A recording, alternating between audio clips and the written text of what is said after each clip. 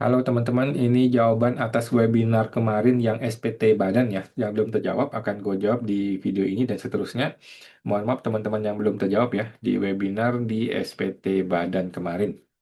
Oke, eh, jawaban webinar yang pertama adalah yang belum terjawab kan kemarin sudah di sini nih. Dilanjutin dari Bapak Eka. Izin tanya kok, kalau mengambil preview gimana pelaporannya? Preview ya. Ini di SPT Badan atau di OP? Kalau di SPT Badan kan di akunting, itu di jurnal, debitnya adalah prefer, ini adalah anak akun dari laba ditahan, kemudian kreditnya adalah bank atau cash, ya, atau hutang. Nah, kemudian di SPTOP itu satu ada tambahan harta dari penghasilan prefer itu. Contoh tabungan. Kalau dia taruh di tabungan, kalau dia sudah beli motor, jadi motor. Kalau dia beli mobil, jadi mobil, gitu ya. Kemudian yang kedua, tulis juga di lampiran penghasilan yang tidak termasuk objek pajak, namanya prefer. Begitu. Oke, Pak Eka, thank you, semoga terbantu. Bapak Andi, angka total biaya gaji karyawan yang sudah dilaporkan di SPT PPh satu. Apakah boleh dikoreksi fiskal negatif sebagian, misal 20% supaya tidak LB? Jawabannya bisa saja ya. Tapi core fees positif ya, bukan negatif dong. Kalau mau hilangin LB ya harus positif, bukan negatif. Karena biaya-biaya lain kecil-kecil dan tidak bisa mempengaruhi supaya tidak LB. Ya bisa aja sih, ya bisa saja. Bapak Andi, maaf kalau agak dengan topik webinar mengenai penerbitan faktur pajak di Gunggung. Penjual bahan bangunan statusnya PKP dengan KLU pedagang besar distributor dan menerbitkan faktur pajak standar ke semua pembeli, baik yang beli PKP maupun non-PKP. Ini sudah betul ya. Seiring waktu, customer eceran non-PKP semakin banyak yang datang langsung ke kantor gudang untuk beli langsung. Apakah penjual boleh menerima faktur di Gunggung untuk kondisi seperti ini? Jawabannya boleh ya. Boleh ya. Baik dia KLU pedagang besar maupun KLU pedagang kecil itu tetap boleh menerbitkan faktur pajak di Gunggung ya. Tetap boleh di Gunggung. Dan aturan-aturan yang saya coba baca, banyak yang masih agak rancu dan membingungkan. Karena kelihatannya DJP sadari awal menganggap yang boleh terfoto di punggung adalah pedagang eceran seperti Indomaret, Alfamart, dan punya status resmi semacam Suket sebagai pedagang eceran dan DJP. Oke, ini betul. Betul, tetapi tidak mengikat ya. Jadi kalau perusahaan besar tapi jual eceran, ya boleh beli aja. Kan tidak dilarang. Sementara dinamika di lapangan bagi penjual tidak sederhana itu. Ada pengiriman ke customer PKP, ada juga yang datang sendiri beli langsung di showroom. Oke, jika salah terbitin patut diunggung, penjual juga bisa kena 1%. Mohon pencerahan keuangan mengenai masalah ini masih. Ya boleh ya, intinya boleh, boleh saja jual gunggungan. Yang penting PPN dibayar gitu ya. Beres Pak Andi, thank you. Bapak kata Muslim, izin tanya kok jika 2025 menggunakan pembukuan karena lupa mengajukan suket PPh 0,5%. Em, ada atau tidak ada suket tidak pengaruh ya, tidak pengaruh. Sepemahaman saya begitu. Dan 2026 menggunakan pencatatan karena sudah mengajukan suket. Oke, ini oke. Jika pegawai gajinya tidak kena pajak, apakah tetap dibuatkan bukti potong bulanan? Jawabannya yes. Tetap buat bukot bulanan ya, tetap ya bukti potong 21 bulanan tetap dibuat walaupun dia nihil. Thank you Pak Katam. Izin tanya aku, jika internet yang kami pakai adalah atas nama perorangan, yaitu atas nama direktur yang digunakan di kantor, apakah akan kena sanksi koreksi? Jawabannya bisa terjadi koreksi ya. Eh, bisa terjadi koreksi. Jadi gimana ya ini? Ini memang agak ribet nih masalah internet ini ya. Kalau saya sih tetap akan dikoreksi fiskal, tetap akan dibiayakan ya, tetap akan dibiayakan seperti biasa. Dalam hal terjadi pemeriksaan, ini bisa jadi bahan negosiasi. Jadi maksudnya gini, Pak AR, Pak pemeriksa, kami ngalah aja deh, kami ngalah, ini dikoreksi, tapi tolong ya, yang ini jangan dikoreksi. Kira-kira begitu. Terjadi negosiasi ketika pemeriksaan. Bapak Nanda, Eh, untuk tahun pertama Cortex ini banyak sekali COA internal kami tidak sesuai dengan Cortex. Oke, apakah berisiko ya untuk kita laporkan di COA yang mendekati atau langsung kita masukin COA beban usaha lainnya? Jadi gini Pak, yang mendekati, campur ke cowok yang mendekati tersebut gitu. Yang lainnya barulah campur ke biaya usaha lainnya. Gitu Pak ya. Yang Bapak kira-kira mendekati, contohnya nih ada beban transportasi di Kotes gitu ya. Ya udah, sepanjang beban-beban Bapak itu Bapak merasa ini dekat nih, ini masih cocok nih, masih dekat nih. Ya udah, campurkan ke beban transportasi gitu.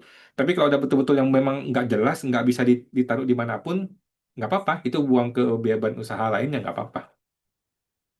Kemudian, jika sekiranya kita tidak siap lapor tepat waktu SPT tahunan badan, apakah ada cara lapor nihil dahulu seperti di inform SPT tahun sebelumnya? Jawabannya boleh, boleh saja ya. Lapor nihil dulu, nanti tinggal kebetulan, boleh aja, nggak ada masalah.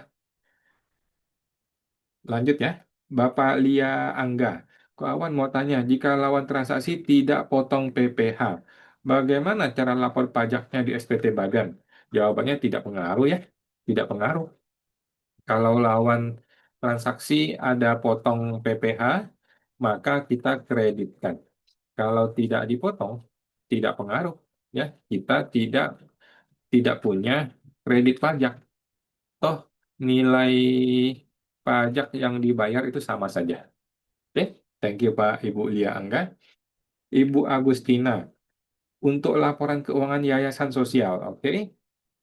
Yayasan baru terdaftar di 25 dan belum ada pengeluaran dana sosial sama sekali. Tapi sudah ada dana sosial yang masuk. Nilai termasuk kan jadi nilai sisa lebih. Nah, bagaimana pengisian nilai sisa lebih di Cortex? Oke, jadi ketika input di LK, di Cortex ya, semua eh, pendapatan langsung ditulis sebagai penghasilan yang tidak termasuk objek pajak. Sehingga di kanannya, di bagian penghasilan yang non-final menjadi nol. Artinya penghasilan fiskal yang akan dihitung pajak adalah nol. Gitu ya. Karena penghasilan yayasan sosial adalah sumbangan, sumbangan adalah tidak kena pajak. Oke, thank you Bu Agustina. Bapak Ferdian Haliman. Satu, biaya jasa 10 juta. Tapi yang dibuat PPh baru 8 juta. Karena 2 juta lagi belum kami bayar. Oke. Kalau pemeriksaan akan langsung diminta PPh atas 10 juta, sehingga ada selisih. Gimana ya kok baiknya untuk pencatatan biayanya? Jawabannya biarkan sebagai piutang ya. Sebagai hutang. Biarkan sebagai hutang dan belum perlu potong gitu. Karena kan pemotongan PPh bisa gunakan cash basis. Artinya tunggu dibayar, baru dipotong. Begitu Pak, saya rasa boleh-boleh aja. Yang kedua, untuk perusahaan rugi, pencatatan kompensasi kerugian yang gimana di Cortex? Setahu saya sama saja ya. Setahu saya sama saja dengan sebelumnya. Apakah Bapak sudah paham yang sebelumnya? Kalau belum, mungkin coba cek di Google atau di YouTube. Ada banyak tutorial. Jadi sama aja sih. Kompensasi bisa 5 tahun ya, seperti biasa. Oke, thank you Pak Ferdian. Bapak Kian Rimba, halaman L2 tidak ada data pemegang saham, hanya ada direktur saja. Oke, jawabannya cuekin saja ya, cuekin saja. Itu error, itu error di Cortex. Dan memang sulit sekali memperbaikinya ya, banyak sekali orang kena masalah. Jadi biarin aja lah, yang penting bisa lapor ya. Kalau memang ada pajak, kita bayar pajaknya, kita lapor, udah nggak usah pusing yang detail-detail seperti itu. Itu error di Cortex. Dua, penyusutan, kalau ada penyusutan komersial dan fiskal berbeda, jadi ada selisih. Tapi di Cortex tidak ada, hanya ada penyusutan secara fiskal. Hanya ada penyusutan secara fiskal ya. Harusnya ada ya, harusnya ada. Eh, harusnya ada Jadi di bagian beban penyusutan itu kan ada koreksinya. Nah, di situ langsung masukin gitu ya. Kalau ada perbedaan. Saya rasa seperti itu. Apa itu EBITDA? Nah, kalau nggak ngerti nggak usah deh. Saya juga nggak ngerti. Kalau kita nggak ngerti, nggak usah isi. Jadi EBITDA itu kan earning before tax and deferred asset ya kalau nggak salah ya. Eh, Intinya sih bagi orang-orang yang punya hutang di bank, yang ada bayar bunga, itu mesti isi itu. Karena kan dia mau ngejar dernya, dia mau ngejar eh, beberapa bunga tuh nggak boleh dibiarkan gara-gara ada melewati batasan der gitu ya. Tapi kalau gua rasa kalau kita nggak ngerti nggak usah lah, nggak usah pusing. Nanti biar di pemeriksaan aja ya, belum tentu juga kena. Thank you Pak Jan Limbah. Bapak Suyarto Cokro, Suyarta, izin nanya Pak.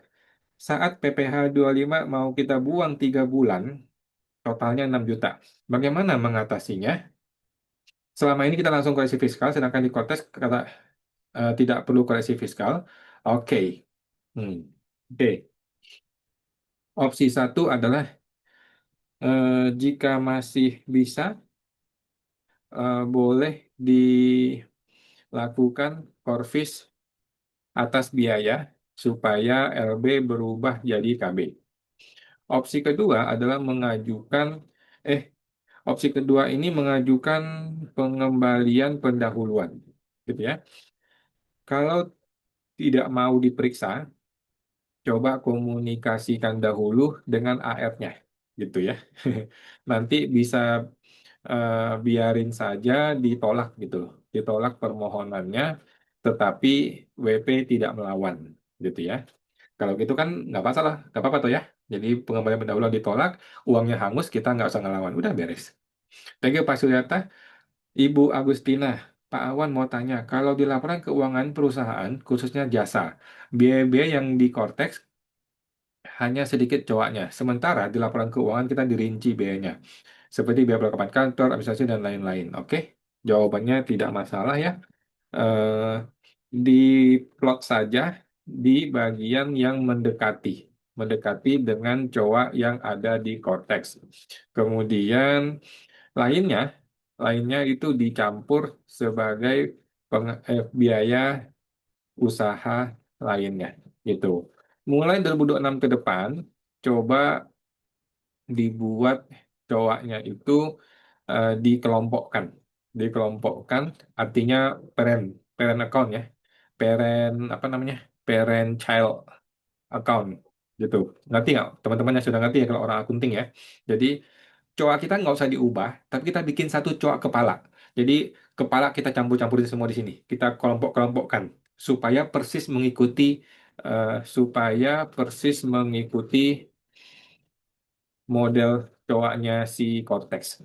Gitu ya. Mudah-mudahan ngerti ya, Bu. Ini orang akunting pasti ngerti. Bapak Andi, mengenai COGS HPP untuk perusahaan dagang. Di e-form SPT kita diminta isi angka dengan rumus persediaan awal tambah pembelian kurang persediaan akhir COGS. Dengan rumus ini, kelihatannya DJP hanya pakai sistem periodik untuk ketentuan COGS. Jawabannya betul.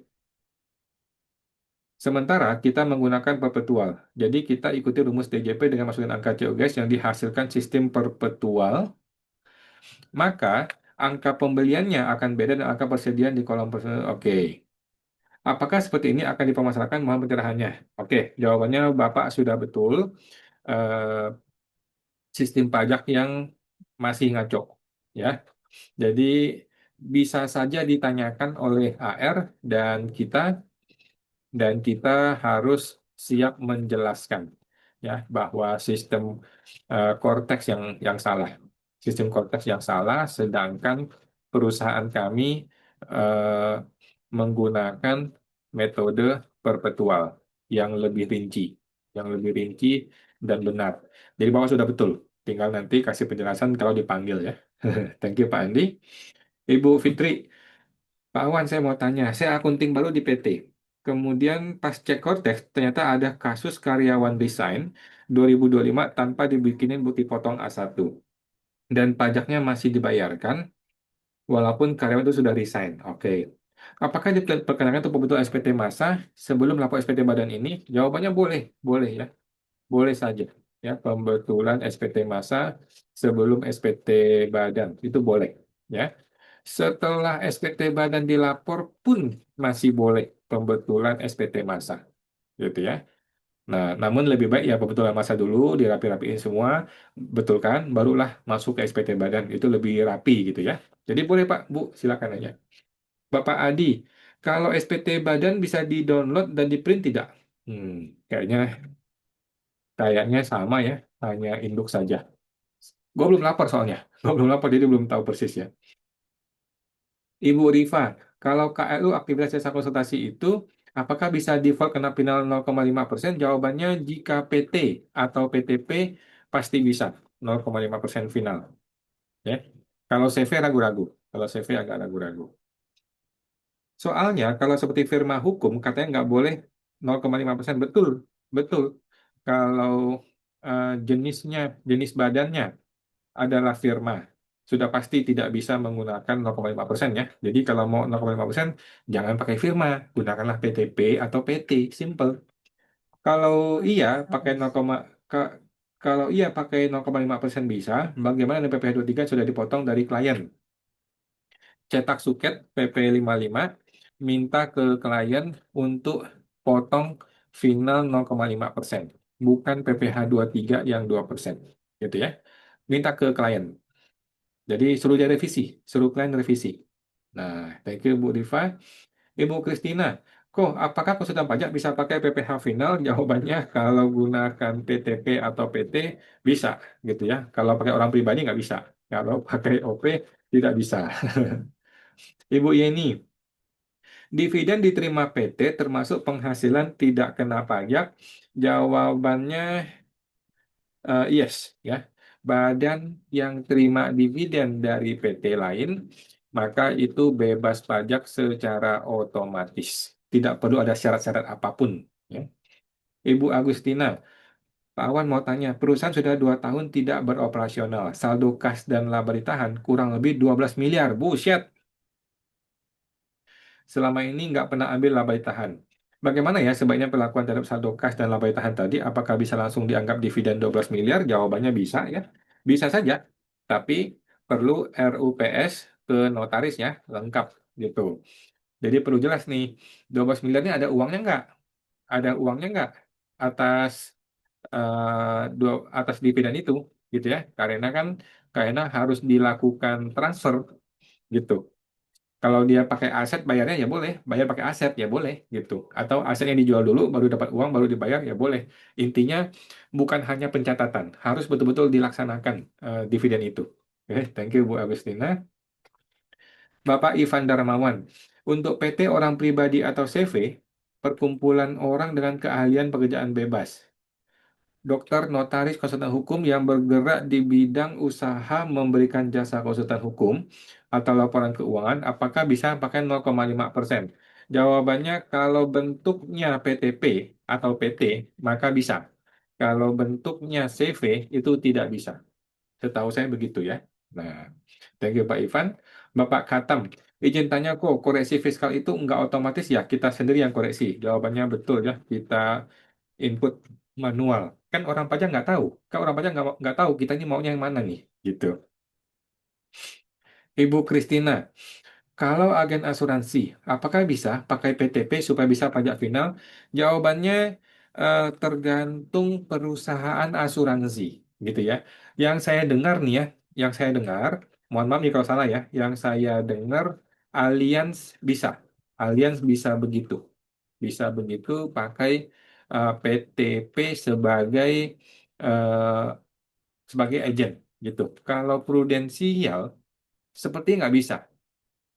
Sepertinya tidak bisa. Setahu saya, itu. Jadi harus orang pribadi. Nah, ini yang agak membingungkan ya. Ya pada dasarnya harusnya nggak boleh, tapi sepertinya ada yang boleh. Kalau kalau gue pernah dengar Allianz bisa, tapi coba cek lagi ya teman-teman supaya tidak salah.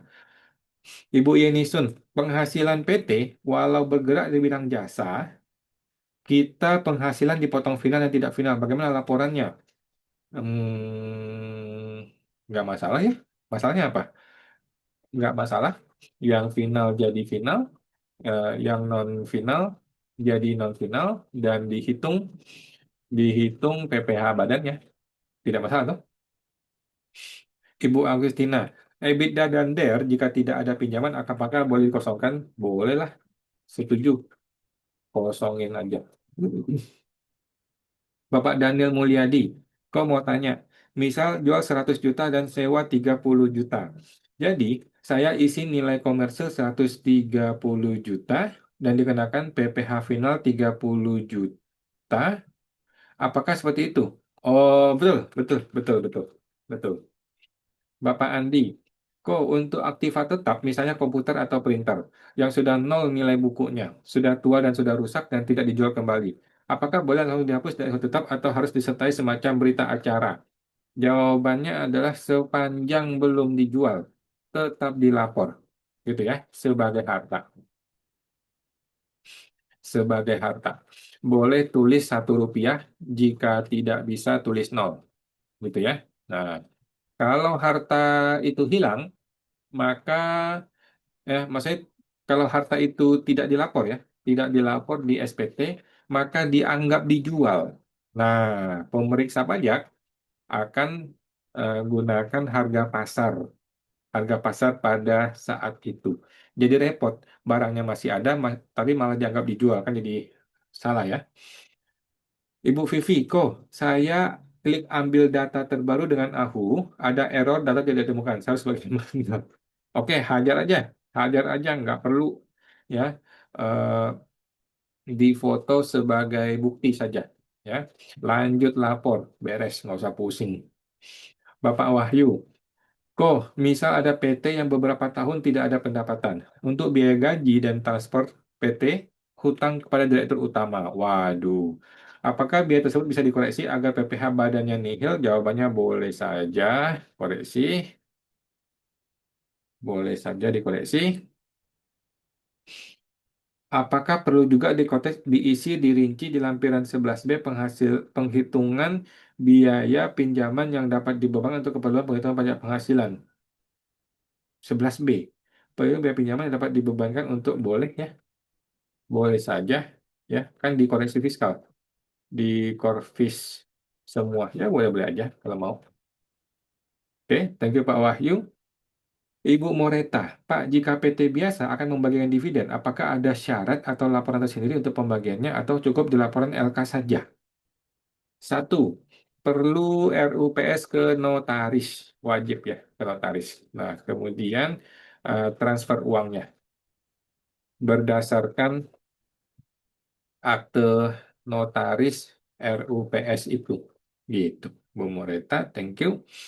Ibu Agustina, perusahaan menggunakan PPh final dan selama ini ada dipotong pihak lain dan ada setor sendiri. Nah, ternyata ada pihak yang potong 2%. Itu bagaimana ya? Nggak mungkin kita setor lagi PPh finalnya, kan kita udah dipotong pihak lain. Oke, satu, hubungi si customer itu, suruh dia batalin bukpot PPh 23 yang 2% dan ganti menjadi PPh final 0,5%. Yang kedua, kalau tidak bisa, berarti kita terpaksa mengakui bukpot itu dan kita hubungi AR untuk dikondisikan ya. Satu, Pak AR, ini salah nih. Eh, tapi sudah terlanjur. Jadi saya akan ajukan pengembalian pendahuluan tanpa pemeriksaan. Yang kedua, Pak AR, tolong nanti ditolak saja, ya, ditolak saja pengembalian tersebut. Saya akan relakan, ya, tidak melawan. Yang penting tidak diperiksa. Inti seperti itu ya, dikondisikan dengan AR, gitu. Gue rasa AR juga senang-senang aja lah, ya, daripada pengembalian malah repotin diri dia sendiri. Thank you Pak Ibu Agustina. Bapak Wahyu, kok jika kita rekanan dengan pemerintah, kan dipotong pasal 22, tapi mereka nggak mau bikin bukti potong di konteks. Nah, memang tolol nih ya para pejabat-pejabat pemerintah ini ya, bendahara pemerintah ini ya. Mereka hanya memberi SSP model lama yang dicap dan ditatangani pejabatnya. Waduh, kurang ajar ya. Satu, email ke bendahara untuk minta bukti sebagai bukti bahwa kita sudah meminta secara resmi. Oke, yang kedua adalah ini boleh email, boleh surat tertulis ya. Email atau surat resmi. Yang kedua adalah menurut saya tetap dikreditkan. Gitu loh ya. Yang ketiga, nanti siap berdebat dengan AR jika ditanyakan. Gitu ya.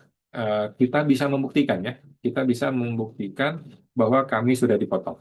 Ya, ada bukti transfer, ada invoice, ada SSP-nya dikasih, dan ada email bukti bahwa kita sudah meminta secara resmi. Thank you Pak Wahyu, semoga terbantu. Bapak Ivan Darmawan, untuk perusahaan yang bergerak di bidang jasa konstruksi final dan sudah PKP. Pada Desember, menerbitkan invoice sama wajib pajak, oke, dan sudah diakui sebagai pendapatan bagi perusahaan dan bulan Januari dibayar oleh transaksi dan kemudian dia dipotong ya masa Januari. Bagaimana pencatatan rekotes karena penghasilan final tetapi bukti potong di 2026. Mampus. Ini nih, ini nih. Oke, yang pertama, setahu saya ya, kalau di badan itu masih bisa otak-atik manual ya. Jadi coba di otak-atik manual gitu. Kalau nggak bisa, kalau nggak bisa coba hubungi AR atau telepon klien pajak 1500200 atau email informasi@pajak.go.id. Jadi sepemahaman saya untuk badan itu masih bisa kita otak-atik. Jadi tinggal di otak-atik aja bahwa PPh-nya menjadi PPh bayar sendiri gitu kayaknya dia. Memang error nih konteks nih. Karena ini berbeda nih pemahamannya ya. Pemotongan itu menjadi tidak relevan kalau sudah ke badan karena biasanya dipotong tuh setelah bulan-bulan berikutnya. Ya, oke, coba dicek Pak ya, Pak Ivan. Ibu Mine, jika SP2DK ada kekurangan bayar pajak di tahun berjalan sehingga mengakibatkan laporan laba rugi dan neraca tahun yang dibetulkan berubah angkanya. Apakah perlu pembetulan tahun-tahun lalu atau dibiarkan saja dan disesuaikan dengan tahun berjalan? Oke, jawaban saya adalah jika tidak pengaruh ke neraca di tahun sebelumnya, maka nggak usah pembetulan, gitu ya. Tapi jika pengaruh ke neraca, kan akibatnya jadi perlu pembetulan, begitu. Atau coba konsultasi ke pemeriksanya atau AR-nya. Pak AR bisa nggak kita nggak pembetulan? Gitu, langsung jadi biaya di tahun ini, gitu boleh nggak? Jurnal akuntingnya apakah bisa langsung awalnya laba rugi periode lalu? Nah, coba konfirmasi ya. Coba konfirmasi ke AR. Coba konfirmasi ke AR. Karena kan yang penting AR tahu ya. Yang penting AR tahu bahwa kita tidak pembetulan, dia paham gitu ya. Nah, namun kalau ini pengaruh besar ke neraca sih perlu pembetulan. Angkanya menjadi nggak nyambung jika dibandingkan SPT tahun normal dan pembetulan. Oke. Kalau angka besar dan pengaruh ke neraca, boleh Bu, pembetulan. Ya. Ibu Lili, siang kawan, jika perusahaan berdiri 2025, selama 1 tahun ini pemegang saham cuma setor modal 100 juta, jadi SPT Badan harus dimunculkan piutang pemegang saham. Jawabannya betul ya, muncul hutang piutang pemegang saham jika nilai modal saham belum sepenuhnya disetor. Itu boleh-boleh aja, nggak ada masalah. Ibu Heni Iswandi, untuk pembagian dividen dan RUPS internal, apakah harus dibuatkan akta notaris? Jawabannya wajib, ya, wajib notaris untuk RUPS. Thank you, Bu Heni Iswandi. Bapak Hendra Prasetyo, izin Bapak Bapak Rimba tadi ya, hapus klik tombol posting dan tombol simpan konsep. Oke, thank you Pak Hendra. Ini tadi ya, buat tadi Pak Kian Rimba. Thank you Pak Hendra. Ini Pak Hendra, itu kan kembali kondisi kosongan setelah itu import. Ini tadi yang mana nih? Mohon maaf nih. Thank you Pak Hendra ya informasinya. Oke teman-teman ya, sudah habis jawaban untuk webinar ya teman-teman. Kalau masih mau silakan ambil rekaman webinarnya. Teman-teman tinggal masuk ke website sptbadan.com ya. Kalau masih mau ikutin mini course dan webinarnya, rekamannya ya. Oke, thank you teman-teman. Sampai jumpa. Semoga terbantu.